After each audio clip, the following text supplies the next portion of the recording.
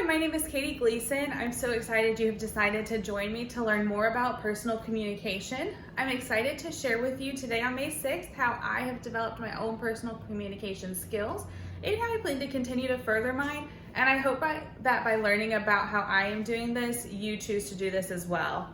So before we jump in too far, I just want to let you know what we're going to be talking about. We're going to talk about different personalities and how your personality plays into your communication. We're also going to talk about things like your role as the talker versus your role as the listener. We're going to talk about communication patterns and how those can affect our ability to communicate with others. And we're going to talk about different communication barriers that we may experience. So it's important to understand what your personality is before you communicate so that you can understand how to best relate to others. There are different ways that we can understand personality, but the biggest factor to keep in mind is that because of our background experiences, we're all going to have different personalities.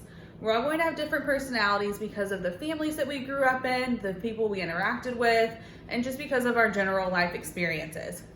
Because of people like Kgleason, there are different personality assessments that we can do in order to help understand our personalities. So Kgleason developed an assessment called the Uniquely You Profile Assessment. And this is designed to assess how you communicate in social settings and how you communicate in private settings. And he breaks each setting down into different categories. To give you an example, we're going to talk through what my Uniquely You profile is. According to Kgleason, in social settings, I identify as an S type, which means that in social settings, I tend to be a bit more submissive. I tend to want to allow others to take charge. I want to make sure everyone in the group feels heard and feels like their opinion is valued. And I want to make sure that we are able to work together as a group. Versus my private setting, according to Kgleason, I identify as a type D, which is actually the dominant type. This means that when I'm working with friends and family and close people that I feel comfortable with, I tend to take over and be the more dominant person in those situations. And if I'm being completely honest, which I think is important in communication, I think that this assessment is pretty accurate. I do try to lean more towards allowing the group to express their opinions and to allow others to make sure they can feel valued and they can feel heard. And I don't always try to force my ideas or opinions on the group. But in private, I have learned that I can be the more dominant person in our family settings. Often I can try to take over the family setting or try to control what's going on to make things happen the way I want to happen. And because of that, that can cause different tension and different relationships to struggle because I'm not being as flexible with those around me. And so because I'm trying to suppress that dominant side in those social settings, it can make that dominant side more negative when I'm in those relationships with my close friends and family. Now, the biggest question to ask is, how does this personality type affect my communication? So because there are different roles in communication, there's the talker role and the listener role. This SD typing can affect the way that I communicate. So as a talker, it's important for me to focus on four main ideas. First, it's important for me to focus on telling the truth. It's important for me to focus on being honest about how I feel about things and expressing my opinion in an honest and open way. And it's also important for me to focus on not gossiping or trying to spread rumors or lies about others. Second, it's important for me to make sure that I am taking the time to identify who needs to talk more, especially in those private settings where I try to dominate. It's important for me to take a step back and see if there's someone else who needs to share more than I do, and to let them take that role on as the talker or allow myself to take that role on as the talker. And in these talking situations, it's important to figure out what my emotional stance is. I need to know where I am at emotionally. I need to know how the situation makes me feel emotionally so that I can clearly communicate those emotions to the person listening to me. Which then leads into goal number 4 that I strive for when I'm talking, is to communicate clearly. I want to make sure that the things that I am sharing and the things that I'm spreading are clear and accurate and open and honest. That way I'm developing a culture and a conversation of clarity so that the listener who's listening can understand what's being said. Now, on the flip side of this, when I am in situations where I am the listener, it's important for me to take Peterson's 3 main goals of listening. The first is to provide safety. I want to make sure that the person who is talking feels safe in our conversation. They feel safe that they can trust me, and they feel safe that they can share what they need to share.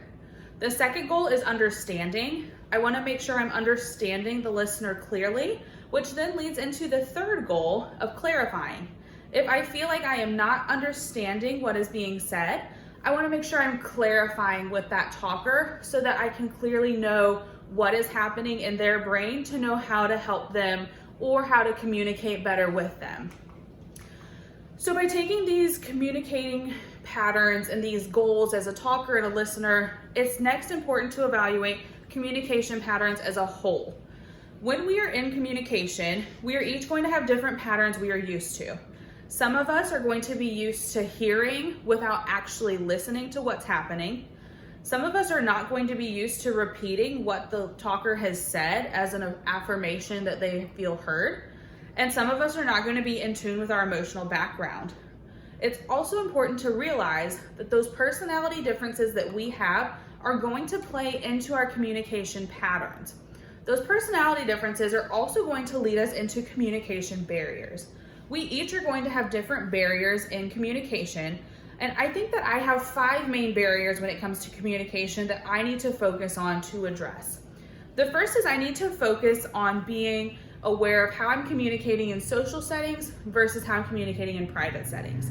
Because of that submissive dominant blend, it's important for me to really focus on how I'm communicating in those social settings to make sure if my voice needs to be heard more, I'm willing to make it heard, but also to be more aware of how I'm communicating in private settings.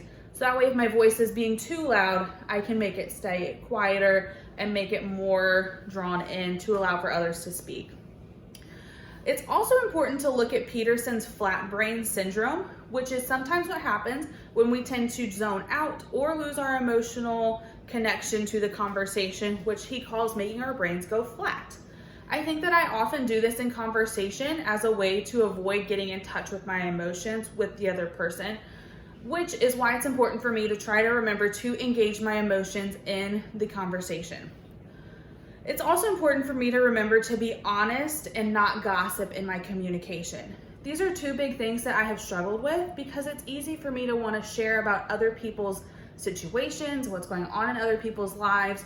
That way my life does not look as bad. And so it's important for me to remember that that can be a barrier for me, and that's something I need to focus on when I'm communicating. And then it's also important for me to focus on empathy. It's important for me to relate my emotions to the talker or the listener in the situation to make sure that we are understanding and that I am making sure they feel valued and loved. So because of all of these different skills and studies in communication, I've come up with my own personal communication goal. And my goal is to enhance my listening abilities by becoming more attentive and emotionally aware of what the speaker is saying. And I think there are several different ways that I can do this. I think the first is I can do this by planning opportunities for myself to be the listener. I can plan for opportunities to listen to what other people are saying and take those emotions and try to reintegrate them into the conversation. And then when I have those planned opportunities, I can challenge myself to really be in touch with my emotions. Because I do tend to suppress my emotions, I want to make sure that I am challenging myself to push forward in those conversations with those. And then I want to engage the other person so that when we are engaged in conversation, our emotions are engaged. They know how I'm feeling. I know how they're feeling. So then I can use that in order to further my communication importance. And then I want to make sure that I am keeping myself accountable. Having people and others in my life who are aware of my goal so that they can keep me accountable, and then to just make sure I am never stopping my learning process. Because the more we learn, the more we are able to better communicate. So I hope this was helpful for you, and I can't wait to share more with you about communication in the future. Thank you.